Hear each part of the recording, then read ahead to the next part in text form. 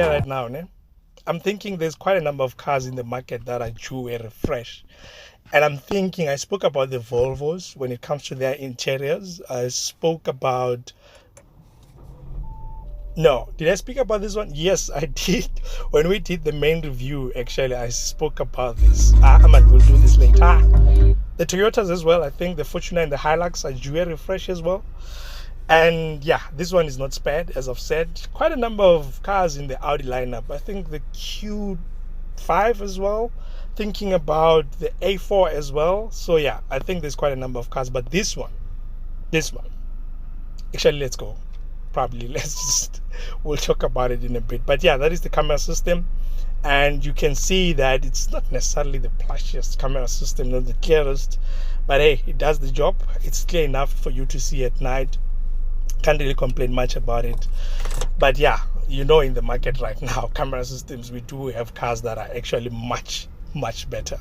But overall, I can't really complain. This car in this spec, the black edition, comes with the reverse camera only, and that's all you get basically. So yeah, so I was saying, when it comes to this interior, right, I don't think this interior is necessarily due a refresh because of the way it looks, but only because we are so used to it. It's been around for what, 7-8 years now, and you're thinking, yeah, I think Audi, you just need to change here and there so that we can get into this and start competing with the new guys. But when I'm thinking about the new guys as well, the new cars that are coming in, it's not that this is far off despite the age.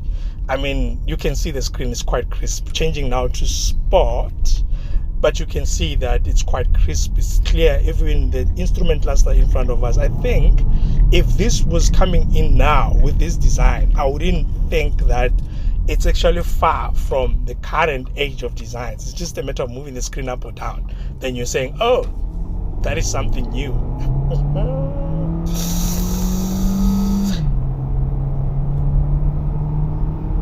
Okay, so we are powered by 1.4 turbo, the famous one that is pushing out 110 kilowatts, 250 newton meters of torque. And I have to say, I've been a big fan of this engine for quite some time. And I think I've driven it in a Golf, the 1.4. I've driven it, I think, in the Q2, which was more impressive than in here. Because in here, I can feel that actually you are pushing it and you can feel that it's working a little bit harder. It's probably owed to the weight of this car compared to the Q2, because in the Q2, it is a performer. It is a performer, but you'll find the 1.5s as well with the same power output in the VWs. I think the 1.4s as well. I think in the Tiguan, you'll find the same engine as well. So it's not that it's lazy in any way. Just that, yeah, you can feel sometimes that, you know what, it does actually run short a bit when you need that much power. Like from standstill, you want all of it right now, you will feel that it's screaming a bit. But hey, if you want more details on that, you know where to go. You can check out the initial video that we've done on this car to get all the details. But hey, look, at night like this, quite impressive how it looks, especially because of the age. The LEDs, I think they're illuminating quite well outside. Good design.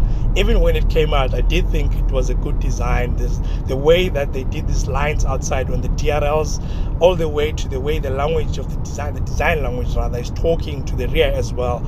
I think it still looks amazing, especially in this black edition variant, because this is more youthful. It's not overly matured. You know, those rims that are just like the standard alloys, you know, it's not always impressive when you're looking at them. But these machine finish ones that are here, you look at the Chronos Grey, the way it works well with the black styling in terms of the accents that they've added, the grille, we're looking at the mirror caps and all those things. It actually makes this car to look a little bit modern. It's a little bit refreshed from the exterior perspective with the styling that they've added, and I think I applaud them for that, because the only thing that makes me to say they have to refresh it is because it's been here for quite some time.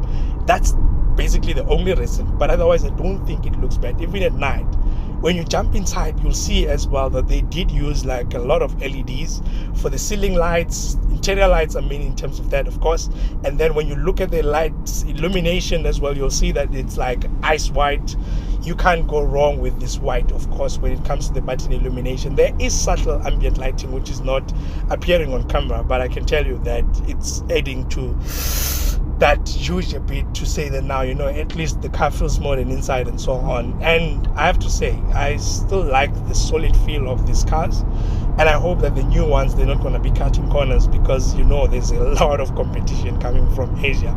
So from that perspective, I'm just praying and hoping that they will increase their quality. And as much as there is like plastic use and so on, I don't find myself complaining a lot, because most touch points are actually quite like solid, and it feels nice to touch as well. So overall, I think they've done a great job when it comes to how it illuminates, how it feels at night. I think at this price point, there are people that can give you cars that can do like matrix LEDs and so on, but that is a nice to have, because I think overall the illumination is quite nice. I can't complain much about that. And when you get this car, you get it exactly like this. The full price of this car, it looks like this in terms of the spec. Only the paint is the optional extra here at around 2.6 thousand rand or something like that. Everything else, you get it as it is. Yeah, I mean, at the end of the day, it's still an Audi. They build the name for themselves. I can complain about pricing and all these things, but hey, I can't complain forever. Listen, this is a 9VD sound system, and after it comes through, I'm not gonna say a word anymore. You're just gonna watch this car driving, and you'll just enjoy it as it is. You can spec this with a Sonos sound system, which is obviously a premium sound system compared to this one. But I don't think this is a bad sound system, honestly. In my world, actually, for a standard sound system, it's actually quite good, because you get a subwoofer at the back as well. And hey, I can't say perfect, but it's a good sound system overall. I think even when you're driving, it doesn't necessarily give you too many issues in terms of losing like the balance and everything else. So with that said, guys, enjoy the rest of the video. If you want details on this car and everything else, go check the other video. You'll see what it offers. With that said, guys, I'm out for now. Thank you.